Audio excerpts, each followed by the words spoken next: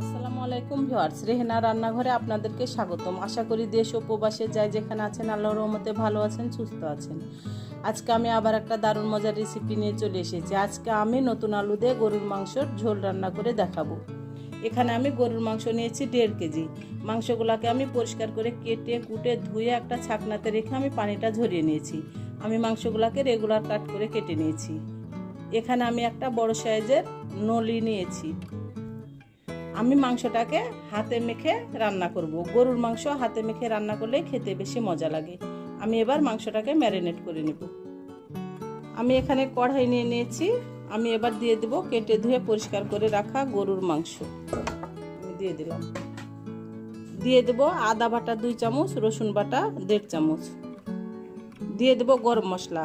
এখানে আছে 2 টুকরা দারুচিনি, একটা কালো এলাচ, 5টা সাদা এলাচ, একটা তেজপাতাকে আমি অর্ধেক করে নিয়েছি, 4টা লং, 10-12টা গোলমরিচ। আমি গরম মশলাগুলো দিয়ে দিলাম।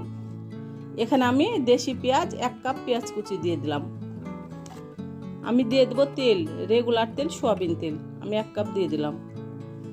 আমি এবার দিয়ে দেবো গুঁড়া মশলা। এখানে আছে ধনিয়ার গুঁড়া 1 চামচ, হলুদের গুঁড়া 1 চামচ, জিরার গুঁড়া 1 চামচ, মরিচের গুঁড়া 1 চামচ, লবণ স্বাদ অনুযায়ী। আমি গুঁড়া মশলাগুলো দিয়ে দিলাম।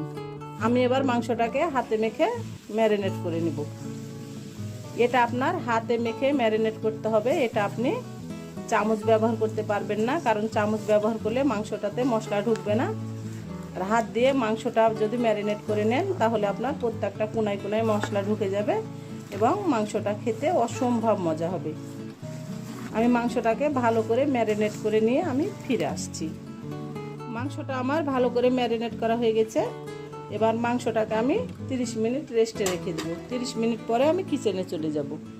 30 মিনিট পরে আমি কিচেনে চলে এসেছি। আমি এবার গ্যাসটা অন করে দেব। গ্যাসটা আমি অন করে দিয়েছি। এবার আমি ঢাকনা দিয়ে ঢেকে হাই হিটে 10 মিনিট রান্না করে নেব। 10 মিনিট পরে আমি ফিরে আসছি। 10 মিনিট পরে ঢাকনাটা আমি উঠিয়ে নিলাম। এবার আমি ভালো করে নেড়ে চেড়ে দেব। মাংসটা আমার ভালোভাবে কষানো হয়ে গেছে। আমি এবার দিয়ে দেব আলু। এটা আপনার ছোট আলু, সেজন্য আমি গোটা গোটা রেখে দিয়েছি, মাঝখান থেকে আমি কাটিনি। আমি 1.5 কেজি মাংসের সঙ্গে 1/2 কেজি আলু ব্যবহার করলাম। এটা নতুন আলু। এবার আমি আবারও ভালো করে নেড়ে চেড়ে দেব। এবার আমি ঢাকনা দিয়ে ঢেকে আবারও 10 মিনিট আমি ভালো করে কষিয়ে নেব। 10 মিনিট পরে আমি ফিরে আসছি। 10 মিনিট পরে আমি ঢাকনাটা উঠিয়ে নিলাম। আমি ভালো করে 10 মিনিট 20 মিনিট আমি কষিয়ে নিয়েছি। এবার আমি দিয়ে দেবো ঝোলের জন্য পানি।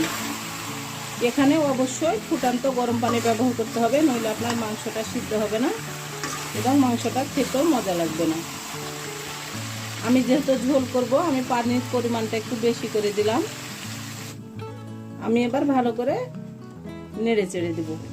আমি দিয়ে দেবো 4টা কাঁচামরিচ। এটাতে ঝাল হবে না, এটা একটা ফ্লেভার সুন্দর করবে। এবার আমি ঢাকনা দিয়ে ঢেকে আরও আমি 40 মিনিট রান্না করে নেব। 40 মিনিট রান্না করে নিয়ে আমি একেবারে ফিরে আসছি।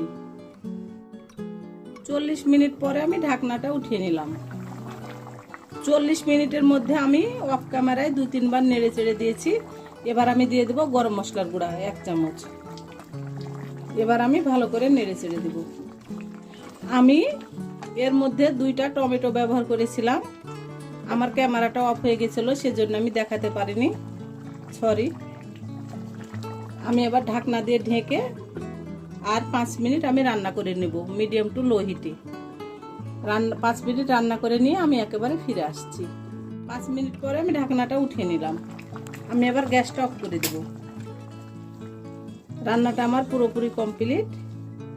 আমার ভিডিওগুলা যদি ভালো লাগে তাহলে আমার রেসিপিগুলা দেখার অনুরোধ রইল। যদি ফেসবুক থেকে দেখেন তাহলে অবশ্যই একটা ফলো দিয়ে দিন। ইউটিউব থেকে দেখলে একটা সাবস্ক্রাইব করার অনুরোধ রইল। হাতে যদি সময় থাকে লাইক শেয়ার কমেন্ট করে দিন। আপনাদের একটা শেয়ারে আমি অনেক দূরে এগিয়ে যেতে পারবো। আমি সম্পূর্ণ মাংস উঠিয়ে নিয়েছি। এবার আমি আপনাদেরকে পরিবেশন করে দেখাচ্ছি। হয়ে গেছে আমার পরিবেশন করা। আশা করি আমার রেসিপিটা অবশ্যই ভালো লাগবে। যদি ভালো লাগে তাহলে আমার চ্যানেলটিতে লাইক কমেন্ট শেয়ার করতে ভুলবেন না। বেশি বেশি করে সাবস্ক্রাইব করার অনুরোধ রইল। তাহলে আজকের মতো এখানে বিদায়। আবার অন্য কোনো রেসিপি নিয়ে আসবো। সবাই ভালো থাকবেন। আল্লাহ হাফেজ।